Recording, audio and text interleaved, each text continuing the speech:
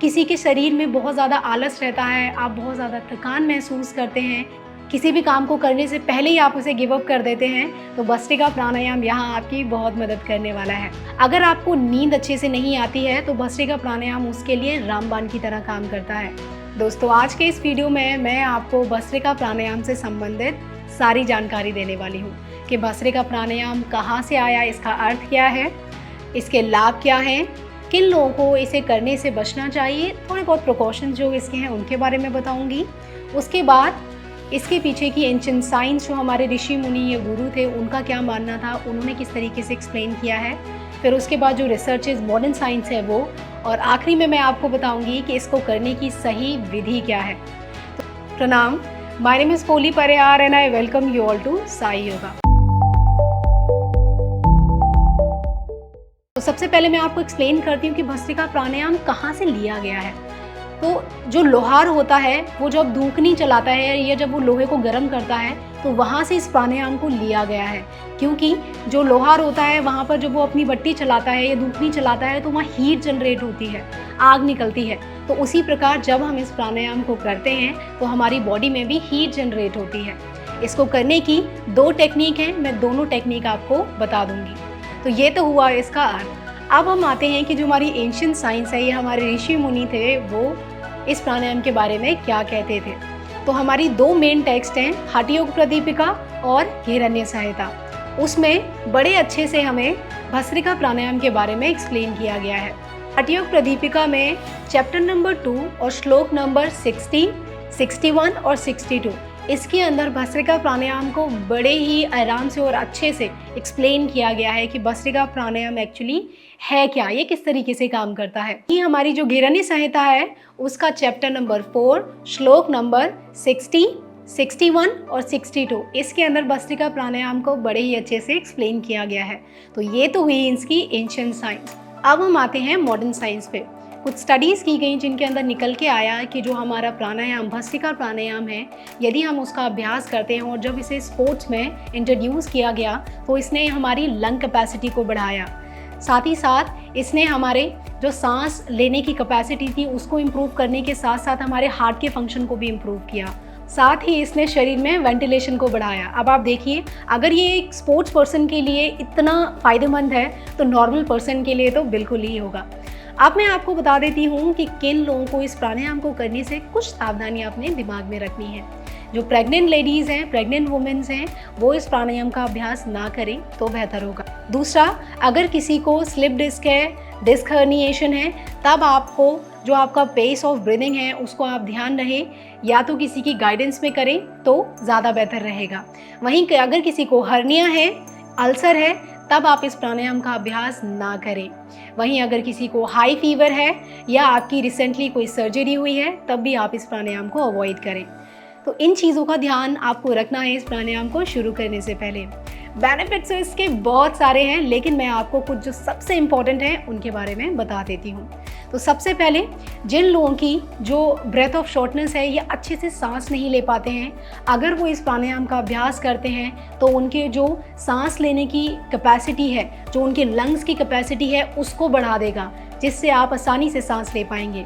दूसरा बेनिफिट, अगर किसी के शरीर में बहुत ज़्यादा आलस रहता है, आप बहुत ज़्यादा थकान महसूस करते हैं, किसी भी काम को करने से पहले ही आप उसे गिव अप कर देते हैं, तो भस्त्रिका प्राणायाम यहाँ आपकी बहुत मदद करने वाला है। तीसरा, अगर आपको नींद अच्छे से नहीं आती है तो भस्त्रिका प्राणायाम उसके लिए रामबाण की तरह काम करता है, क्योंकि ये हमारे शरीर में वेंटिलेशन बढ़ाने के साथ साथ हमारे शरीर में रक्त संचार को बढ़ाता है, और उसके साथ ही हमारे शरीर में जो इम्बैलेंस ऑफ हार्मोन्स है उसको बैलेंस करने में मदद करता है।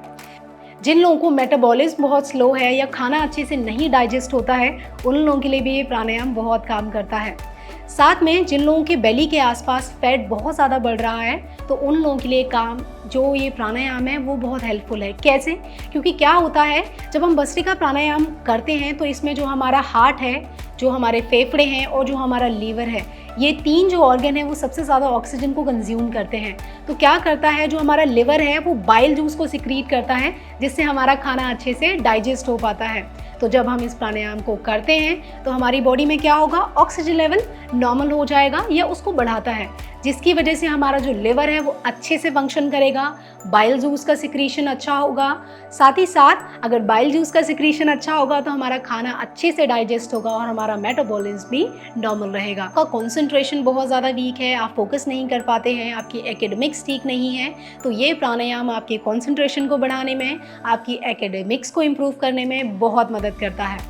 अब ये हुए इसके इतने सारे बेनिफिट्स। अब मैं आपको बता देती हूँ इसको करने की सही विधि क्या है। अगर आप इस प्राणायाम का अभ्यास ट्रेडिशनली करें, तो अगर आप इस प्राणायाम का अभ्यास पद्मासन में या लोटस पोज में करते हैं तो बहुत फ़ायदे होते हैं। लेकिन अगर आप पद्मासन नहीं लगा पाते हैं तो कोई दिक्कत नहीं है। मैं आपको एक आसान सा आसन बताऊंगी, आप उसमें बैठकर इस प्राणायाम को बड़े ही आसानी से कर सकते हैं। तो सबसे पहले अगर आप बिगिनर हैं या आपको कोई समस्या है, तब आप इस प्राणायाम को किस प्रकार करेंगे। अगर आपको आपके एंकल में, आपके घुटने में या कमर में दर्द रहता है, तब आप इसे बेड पे बैठ के या कुर्सी पे बैठ के कर सकते हैं, कोई समस्या नहीं है। लेकिन एक चीज़ का आपको ध्यान रखना है कि जो आपकी कमर है और जो आपकी पूरा शरीर है ऊपर वाला, उसको बिल्कुल सीधा रखे इस प्राणायाम का अभ्यास करें। ये तो हुआ अगर किसी को समस्या है वो कैसे करेगा। अब मैं आपको बता देती हूँ कि आप बिगिनर हैं और आप पहली बार इस प्राणायाम को कर रहे हैं, तब आप कैसे करेंगे। तो इस प्राणायाम को अगर आप जो ये जिस आसन में मैं बैठी हूँ या वज्रासन में इसका अभ्यास शुरू करते हैं तो बहुत ही बढ़िया है। वज्रासन कैसे करते हैं मैंने वीडियो बनाया है, आप जाके देख सकते हैं। अब सबसे बेहतर है शुरू में अगर हम इस प्राणायाम का अभ्यास सुखासन में करें। सुखासन मतलब आलती पालती की अवस्था, या अपने दोनों पैरों को इस प्रकार हम क्रॉस करके बैठते हैं, उसे हम बोलते हैं सुखासन, जिसमें हमें सुख की अनुभूति हो। तो सुखासन में बैठ गए, कमर गर्दन बिल्कुल सीधा कर लिया और जो आपके दोनों हाथ हैं वो आपके घुटनों पर इस प्रकार रहेंगे। तो सबसे पहला वेरिएशन मैं आपको बता रही हूँ, जो दोनों हाथ हैं उनको आपको रखना है ज्ञान मुद्रा में। इसको हम ज्ञान मुद्रा के नाम से जानते हैं। तो दोनों हाथ यहाँ, कमर गर्दन सीधी। तो मैं आपको एक राउंड पूरा एज अ बिगिनर की बिगिनर हैं तो कैसे करेंगे वो करके बता देती हूँ। आंखें बंद करिए, लंबा गहरा सांस पहले अंदर लेंगे, उसके बाद पूरा सांस बाहर छोड़ेंगे। अब आप सारा ध्यान मेरी नोज पे लाइए कि किस प्रकार मैं सांस अंदर ले रही हूँ और बाहर छोड़ रही हूँ। तो जितना फोर्स आप सांस लेने में लगाएंगे वही सेम फोर्स आपको सांस छोड़ने में भी लगाना है। आपको कंफ्यूज नहीं होना है कपालभाति और भस्त्रिका के बीच में, क्योंकि दोनों में बहुत फर्क है। तो सेम रेशियो रखना है सांस छोड़ने का और सांस लेने का।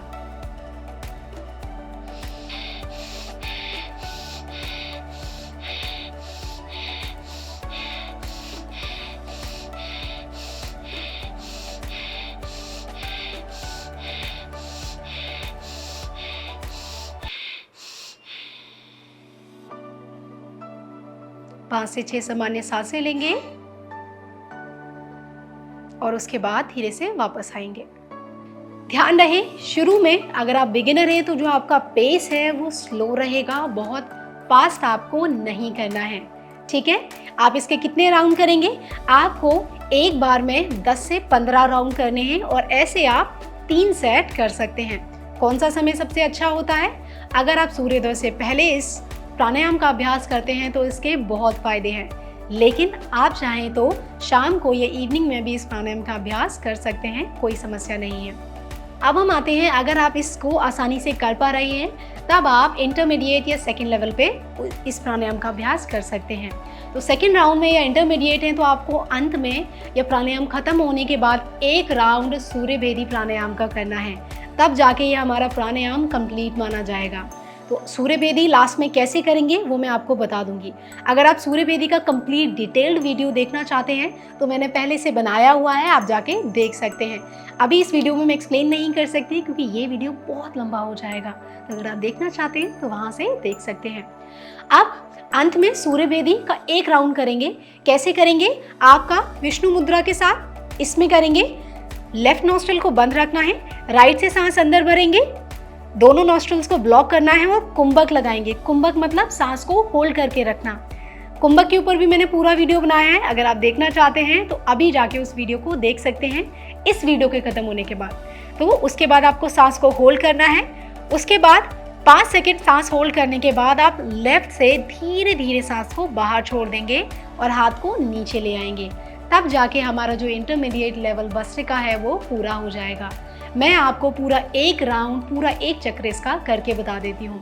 तो मैं 10 स्ट्रोक्स करूँगी और अंत में मैं आपको एक राउंड सूर्य भेदी का पूरा एक पैकेज करके बता देती हूँ।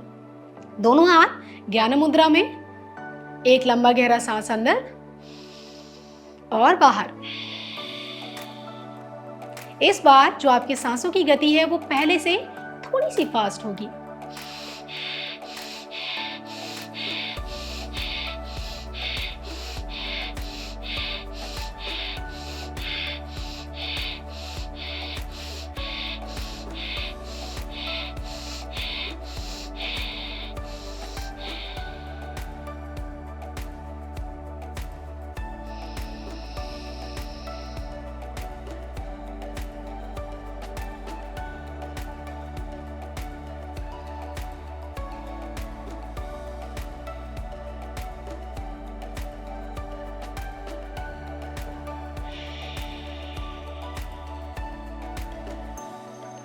हाथ को धीरे से नीचे लाएं और 5 से 6 सामान्य सांसें लें। और ये हुआ हमारा पूरा एक राउंड या इंटरमीडिएट पे करने के लिए। अब मैं आपको बता देती हूँ, अगर आप एडवांस प्रैक्टिशनर हैं तब आपका पेस कैसा रहेगा और किस प्रकार आप इसे करेंगे। तो आपको सेम एक बार में 15 से 20 स्ट्रोक करने हैं भस्त्रिका प्राणायाम के और अंत में आपको एक राउंड करना है हमारा सूर्य भेदी प्राणायाम का। तो एक एडवांस लेवल प्रैक्टिशनर हैं उनके लिए मैं करके बता देती हूँ, लेकिन ध्यान रहे इसमें जो आपकी सांसों की गति है वो फास्ट होगी। तो हाथ वहीं, आंखों को धीरे से बंद कर लें, एक लंबा गहरा सांस अंदर लें और पूरे लंग्स को खाली कर दें। अब हम शुरू करेंगे।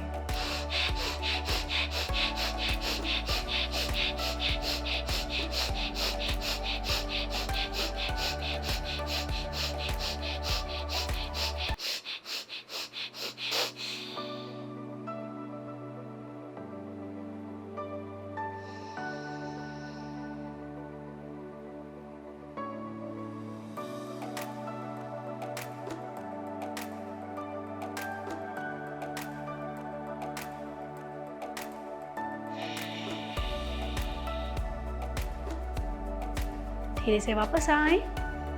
कुछ देर विश्राम करने के बाद ये हुआ एडवांस प्रैक्टिशनर के लिए।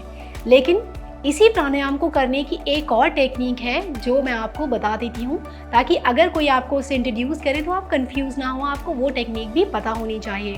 तो इसमें हम करते हैं अपने हाथों को यूज़, और ये टेक्निक बहुत फ़ायदेमंद है क्योंकि ये हमारी बॉडी का पूरा प्योरिफिकेशन करने में, डिटॉक्सिफिकेशन करने में बहुत मदद करती है। कैसे करते हैं वो बता देती हूँ। तो इसमें हम अपने दोनों हाथों का प्रयोग करेंगे। तो सांस भरेंगे तो हाथ आपके इस प्रकार ऊपर जाएंगे, और जब आप सांस छोड़ेंगे तो आपके हाथ इस प्रकार आप मुट्ठी बनाएंगे और हाथ बगल में इस प्रकार रहेंगे। ध्यान रहे अपनी चेस्ट को दबाना नहीं है या आगे से नहीं करना है, इससे क्या होगा, जो आपका एक्सेल है वो अच्छे से नहीं हो पाएगा। तो ध्यान रहे, सांस ली, उसके बाद सांस छोड़ते हुए यहाँ इस प्रकार आप अपने दोनों हाथों को लेकर आएंगे। मैं आपको इसके 10 राउंड करके बता देती हूँ। इसे आप आंखें खोलकर भी कर सकते हैं।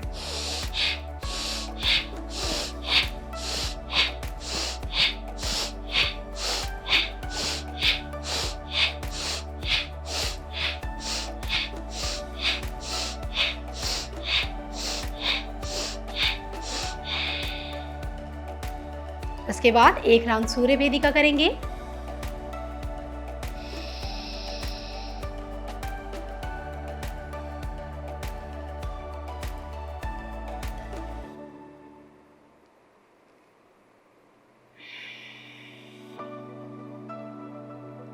और धीरे से वापस आएं।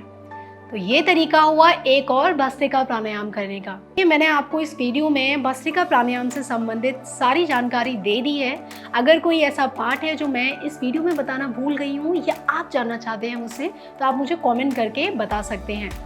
एक प्रश्न है आपसे, क्या आपने भस्त्रिका प्राणायाम पहले कभी किया है? मुझे कमेंट करके बताएं। अगर आप इसका आंसर करते हैं then I will drop you a heart. अगर आप इस वीडियो को ढेर सारा प्यार देते हैं तो मैं ऐसे अच्छे अच्छे वीडियोस आपके लिए बनाती रहूँगी। अगर आपने अभी तक अपने चैनल को सब्सक्राइब नहीं किया है तो अभी जाके इसको सब्सक्राइब कर दीजिए। इसके बाद आप जाकर ये वाला वीडियो देख सकते हैं, यह आपको बहुत हेल्प करेगा। तब तक के लिए योग करें, रोज़ करें और साई योगा के साथ करें। Have a sigh of relief.